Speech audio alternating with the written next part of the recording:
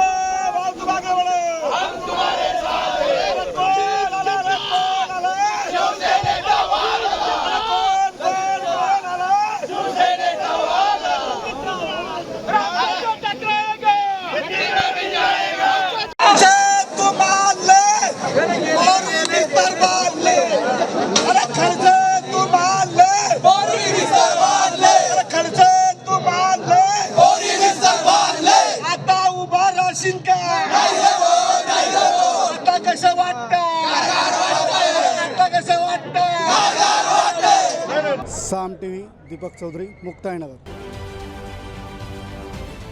महाराष्ट्रातील सर्व बातम्यांचे विश्वासार्ह व्यासपीठ। सकाळच्या सर्व सोशल मीडिया प्लॅटफॉर्मला लाईक, फॉलो आणि सबस्क्राईब करा। तसंच सर्व नोटिफिकेशनसाठी बेल आयकॉन प्रेस करायला विसरू नका।